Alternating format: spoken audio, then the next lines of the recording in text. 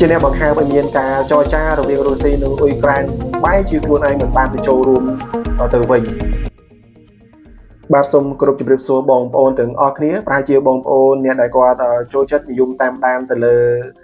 ព័ត៌មានផ្សេងៗនៅក្នុងពិភពលោកយើងនេះប្រហែលជាបងប្អូនទាំងអស់គ្នាបានដឹងហើយថារបបនយោបាយសេដ្ឋកិច្ចនៅក្នុងពិភពលោកយើងនាពេលបច្ចុប្បន្ននេះវាពិតជាកើតឡើងនឹកស្មានមិនដល់វាមានលក្ខណៈសាមញ្ញតែម្ដងជាក់ស្ដែងដូចជាសង្គ្រាមរវាងអ៊ីស្រាអែលនិងពួកហាម៉ាស់សង្គ្រាមរវាងរុស្ស៊ីជាមួយនឹងអ៊ុយក្រែនសង្គ្រាមរវាងប៉ាគីស្ថានជាមួយនឹងឥណ្ឌាជាដើមវាពិតជាបញ្ហាដ៏ស្មុគស្មាញមួយអន្លើទៅហើយជាពិសេសនោះទៀតសោតក៏មានបញ្ហារបាំងពន្ធគយថ្មីរបស់សហរដ្ឋអាមេរិកដែលបង្កើតសម្រាប់តវ៉ានឹងប្រឆាំងជាមួយនឹងបណ្ដាប្រទេសនៅក្នុងពិភពលោកទាំងអស់នេះគឺសិតសឹងតែជាបញ្ហាសម្រាប់ប្រទេសជាតិឬក៏សង្គមនៅក្នុងពិភពលោកយើងនេះតែម្ដងដោយសូមបងប្អូនទាំងអស់គ្នាជួយចុច Subscribe នៅ Channel YouTube របស់ខ្ញុំម្នាក់មួយផងបាទសូមអរគុណបងប្អូនទាំងអស់គ្នាបានដឹងហើយថានៅពេលថ្មីនេះតែម្ដងបើយើងងាកទៅលើប្រទេសរុស្ស៊ីតែម្ដងលោក Vladimir Putin ដែលជាប្រធានាធិបតីរបស់ប្រទេសរុស្ស៊ីនឹងឯងគឺគាត់បានបង្ហើបឬក៏ធ្វើឲ្យមានជំនួបជួបជាមួយនឹងប្រទេសអ៊ុយក្រែនដែលមានលោក Zelensky គឺជាប្រធានាធិបតីតែម្ដងនោះគាត់បានបង្ហើបថាចង់ឲ្យមានការជួបចរចាគ្នារវាងប្រទេសទាំងពីរនេះដោយផ្ទាល់នៅឯទីក្រុង Istanbul ប្រទេសទូគីនៅក្នុងថ្ងៃទី15ក៏ប៉ុន្តែដោយដែលបងប្អូនទាំងអស់គ្នាបានដឹងហើយថាបើទោះបីជាគាត់បានលើកឡើងម្ដងហើយម្ដងទៀតនៅក្នុងការបង្កើតឲ្យមានការចរចាដោយផ្ទាល់រវាងរុស្ស៊ីនិងអ៊ុយក្រែនយ៉ាងណាក៏ដោយក៏ប៉ុន្តែក៏គាត់មិនបានបង្ហាញអំពីលក្ខណៈជាក់លាក់ឬក៏កិច្ចការជាក់លាក់នៅក្នុងការយកទៅប្រជុំជួបគ្នាដោយផ្ទាល់នោះផងដែរហើយសមាជិកភាពដែលនឹងត្រូវទៅចូលរួមជាមួយនឹងអ៊ុយក្រែនហ្នឹងក៏គាត់ពុំបានបញ្ជាក់ឲ្យច្បាស់តើសមាជិកភាពណាខ្លះដែលបាននឹងត្រូវទៅចូលរួមហើយមានរូបខ្លួនឯងជាអ្នកដែលជាមេដឹកនាំនៅក្នុងរុស្ស៊ីនឹងទៅចូលរួមឬក៏យ៉ាងណានៅក្នុងព័ត៌មាននេះឯងគឺខាងរុស្ស៊ីគឺគេបានផ្អឹបទុកមិនឲ្យចេញធ្លាយជាព័ត៌មានទៅដល់ខាងក្រៅនោះទេបើយើងងាកទៅលើប្រទេសអ៊ុយក្រែនវិញនៅពេលដែលឮថាលោកប្រធានាធិបតី Vladimir Putin គឺជាបរិះខ្លាំងនៅក្នុងប្រទេសរុស្ស៊ីបានបង្ហើបនៅក្នុងការចង់ចរចាដោយផ្ទាល់ជាមួយខ្លួននៅក្នុងប្រទេសទូគីខ្លួនពិតជាមានការសប្បាយចិត្តតែម្ដងលោក Zelensky បាន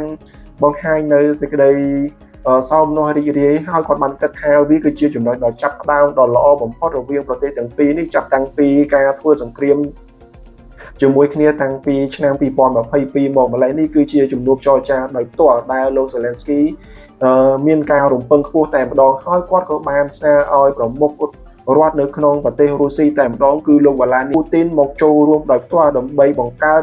ឬក៏រកនៅដំណោះស្រាយផ្សេងៗដើម្បីបញ្ចប់នៅសង្គ្រាមរវាងប្រទេសទាំងពីរនឹងតែម្ដងក៏ប៉ុន្តែនៅក្នុងថ្ងៃទី14ខែឧសភានេះតែម្ដងគឺ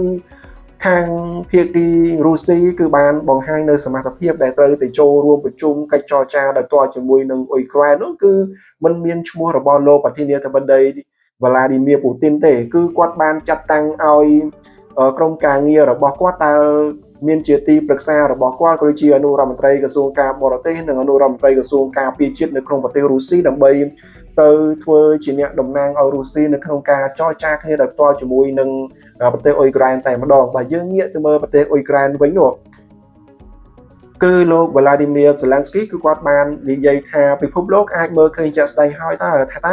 ប្រទេសរុស្ស៊ីពិតជាចង់ឲ្យមានការបញ្ឈប់នៅសង្គ្រាមឬក៏យ៉ាងណាបើសិនជាគាត់មិនបានមកជួបចរចាដោយផ្ទាល់តែម្ដងនោះហើយលោក Zelensky ក៏មិនបានបញ្ជាក់ថា